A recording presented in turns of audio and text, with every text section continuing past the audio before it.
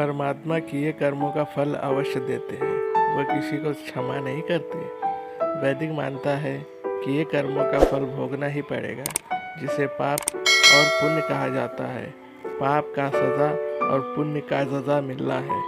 अब कोई यह कहे कि पाप तो परमात्मा क्षमा कर देते हैं, यह वैदिक मान्यता नहीं है।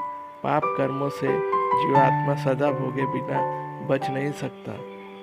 परमात्मा किए पाप को माफ़ नहीं, किंतु उन किए कर्मों का सज़ा देकर जीवात्मा पर दया करते हैं, ताकि सज़ा पाकर वह दोबारा उसे ना करे। दोबारा उस पाप कर्मों को ना करने से बचाना यही परमात्मा की दया है। भली प्रकार समझने का प्रयत्न करें। कोई यह समझे या कहे और माने कि परमात्मा दयालु है, तो वह हमारे किए पापों को क्षमा कर देगा। यह कभी नहीं होगा, कारण यह समझ कर जीवात्मा फिर पाप करेगा कि परमात्मा दयालु है, तो हमें फिर माफ़ कर देंगे। इसका मतलब होगा फिर पाप करने का एक अवसर पागा। यह दोष लगेगा परमात्मा पर।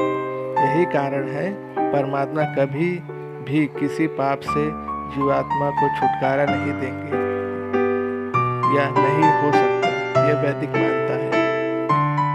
वैदिक मानता छोड़ धरती पर जितने भी पंथ हैं, सबकी मान्यता अलग है। सबकी मानता है अल्लाह, गॉड, यहोवा आदि जितने भी हैं, वह सब मानते हैं पापों को हम ईश्वर व अल्लाह की दया से माफ़ी पा जाएंगे, अथवा अल्लाह या गॉड हमें माफ़ कर देंगे। जैसा बाइबल वाले मानते हैं, हजरत ईसा ने हम सबके किए पापों को अपने ऊपर ले लिया। हम ईसाइयों को वह पाप मुक्त करा दिया।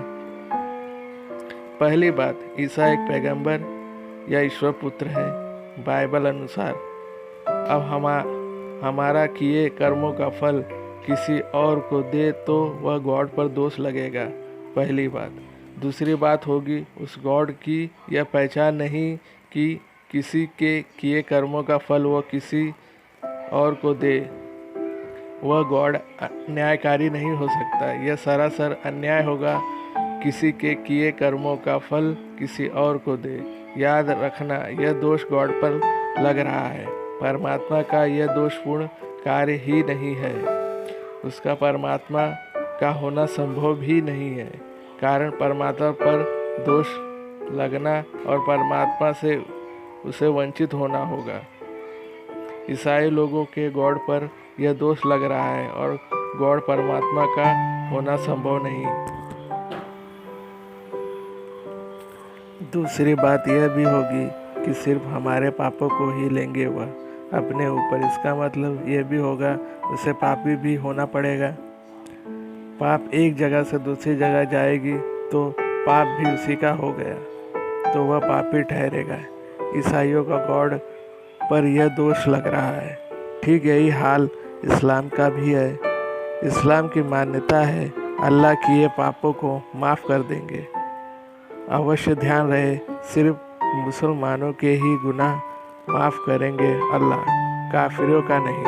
कारण अल्लाह सिर्फ मुसलमानों की ही हिमायती है, गैर मुसलमानों की नहीं। अल्लाह गैर मुसलमानों को हमेशा हमेशा दोज़ख में ही रखेंगे। यहाँ तक कहा कुरान में कि काफिरों को दोज़ख के आग का ईंधन बनाया जाएगा। यह है अल्लाह और अल्लाह का इंसाफ। यही कारण है कि अल्लाह सिर्फ मुसलमानों के गुनाहों को माफ़ करेंगे और मुसलमानों के लिए अल्लाह के हबीब हज़रत मोहम्मद साहब भी अल्लाह से सिफारिश करेंगे। इस्लाम वालों की मान्यता है कि कलमा, रोज़ा, नमाज, हज, ज़कात से ही पाप गुनाह को अल्लाह माफ़ कर देते हैं। इसलिए कलमा पढ़ कर मुसलमान बनो तो पाप माफ़ हो सकते हैं, जो कि ये सरासर गलत है। परंतु दिमाग रखने वाला यह मानो क्यों नहीं सोचता कि पाप से मुक्ति जो चाहेगा उसे पापी कहा जाएगा। जिसने पाप किया और उससे मुक्ति भी पाना चाहे, यह काम पापियों का ही होगा। पाप से छुटकारा पाने का, छुटकारा देने वाला, छुटकारा का लोभ देने वाला, ये सबके सब दोषी होंगे। कारण पाप जो करे उसे पाप की सज़ा जो माफ़ कर दे, उसके लिए यह कहे कि तुम हमारे पास आओ, कलमा पढ़ो, हम तुम्हारे पाप को माफ़ कर देंगे। यह सबके सब दोषी होंगे। इनका गॉड होना या बनना अथवा अल्लाह का होना या फिर बनना तो संभव है, किंतु परमात्मा का होना संभव नहीं। यही सब भेद और अंतर है परमात्मा में और गॉड तथा अल्लाह में, जिसे दुनिया के लोग जाने बिना ही सबको एक ही मानने लगे हैं और मानते रहे हैं। यह सरासर अन्याय है, ईश्वर पर दोषारोपण है। ईश्वर पर भले प्रकार समझने की जरूरत है। ईश्वर और अल्लाह के भेद को सही जानना होगा। परमात्मा का यह उद्देश्य वेद में कहीं नहीं कि वेद को मानो तो तुम्हारे पाप क्षमा हो जाएंगे या पाप से मुक्ति मिलेंगे। वेद में इस प्रकार लोभ और लालच की बात ही नहीं है। भली प्रकार से जाने समझे और मानवता की रक्षा करें। धन्यवाद।